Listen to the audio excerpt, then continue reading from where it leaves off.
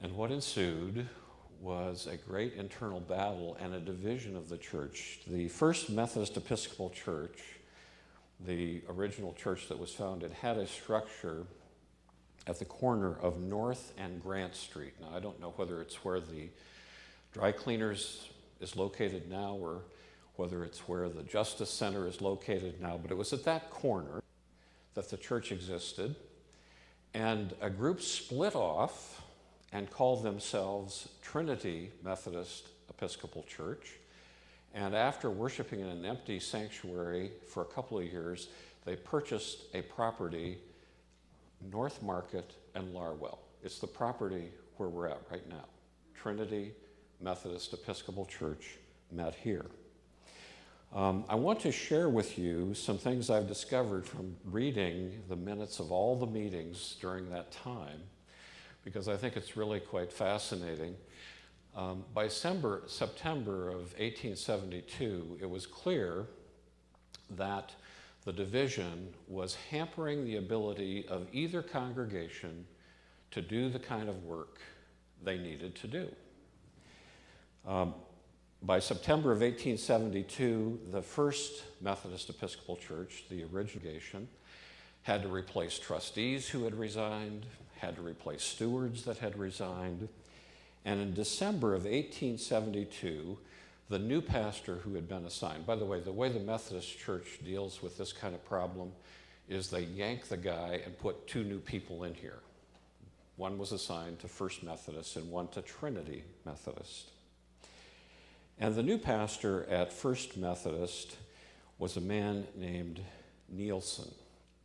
And he reported at the what would be now called church council meeting in December of 1872. He said, "I was greeted so warmly by everybody, I just can't believe what people have been saying about you is true, because you've been so kind to me."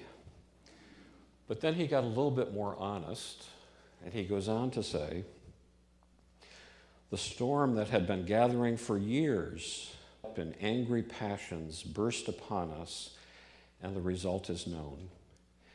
Never in all my ministerial life have I passed through such an ordeal. Night after night I have lain for hours at a time with sleepless eyes and aching heart over the condition of things. Not that I lamented so much the separation as the Spirit manifested in that separation and the manner by which it was accomplished. What the finale of this will be, God only knows, but we will know its beginning. I have fondly hoped there may be a providence in the dark cloud that may yet throw light upon the church, and that God's hand may be seen, and I will wait with such patience as I can command for the result. I hope and trust when the church has been depleted to the fullest extent, that the remaining vital current may be healthful and pure." And in a moment not quite so noble, he says, "We believe that every departure leaves the church more united than before." In other words, get those rascals out of here so that we don't have to argue anymore. I find it interesting that there are pages missing from this record. It's kind of like a family hiding its secrets. But there was a great division, and I do think it's fascinating what he says at the beginning of his little comment, that this division had been gathering for years. Reverend Pepper may have been the reason for the immediate reason for the conflict to burst into the open, but there had been something simmering in this congregation for years. And so for 14 years, our current congregation was actually two congregations. First Methodist at the corner of Grant and North, and Trinity Methodist Episcopal on the site where we are now. But this did hamper the work of both congregations. Before the split, there was a new women's society created, the Women's Foreign Missionary Society in 1871.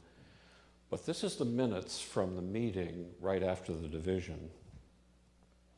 "The affliction Providence visited on us as a church during the summer affected the prosperity of our society, and our quarterly meeting was not observed."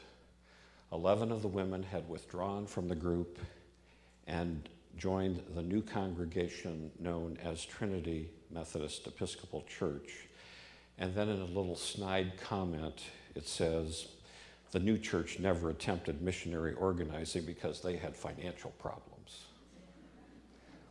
You can see how nasty it when people are divided.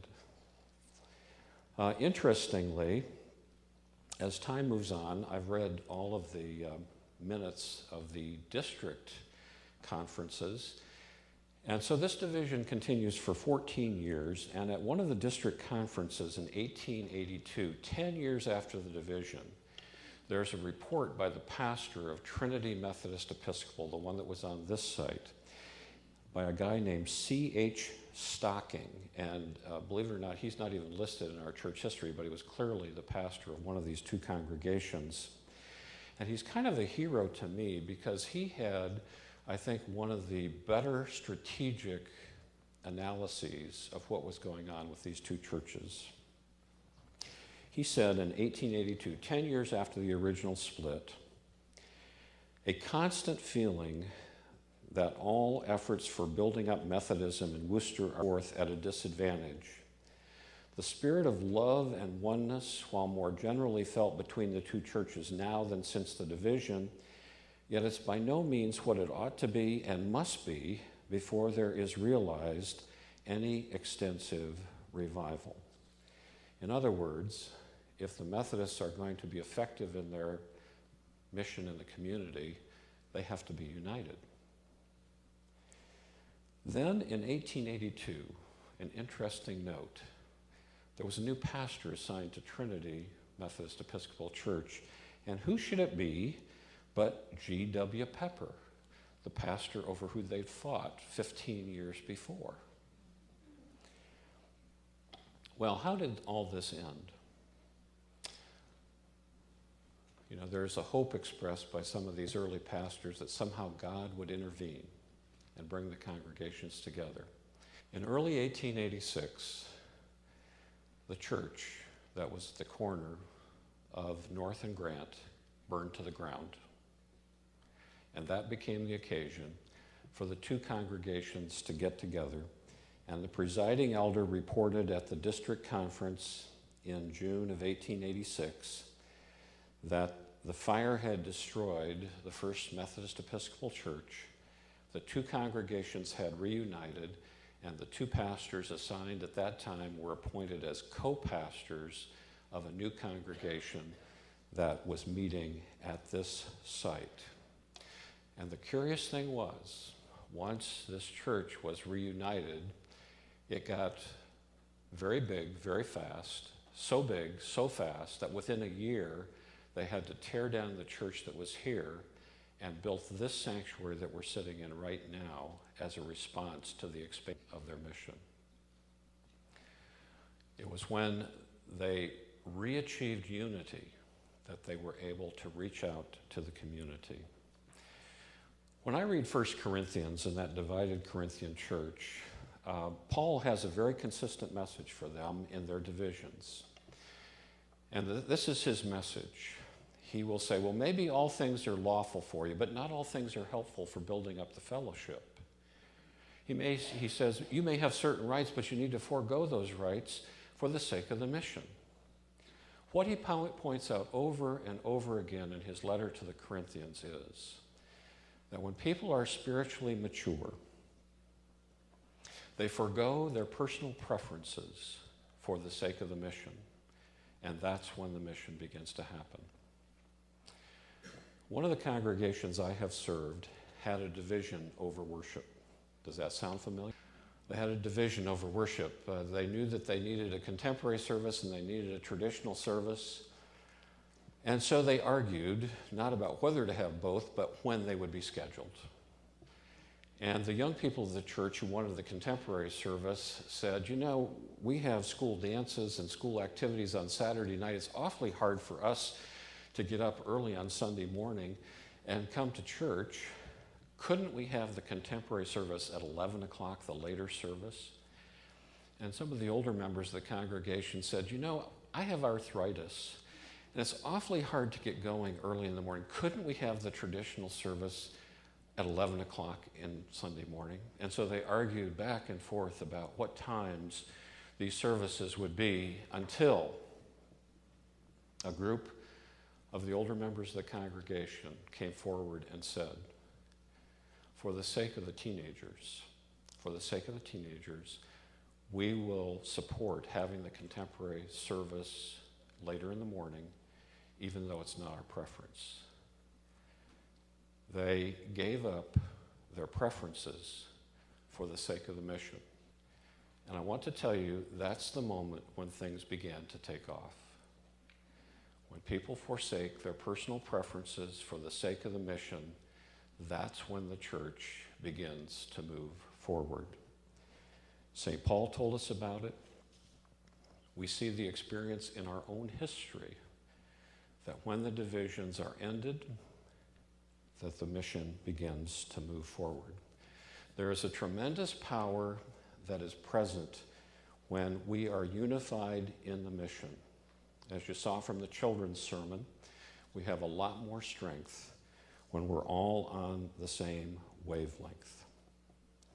Christians will always, because we're human beings, and our community in part is a human community, we will always have differences of opinion. We will always have different preferences. But I believe it is those moments when we exercise the spiritual maturity and forego our own preferences, forego our own comfort, forego our own consumer desires, that we are able to pick up the mantle of ministry and accomplish great things in God's name. And our own history proves that. Let's pray.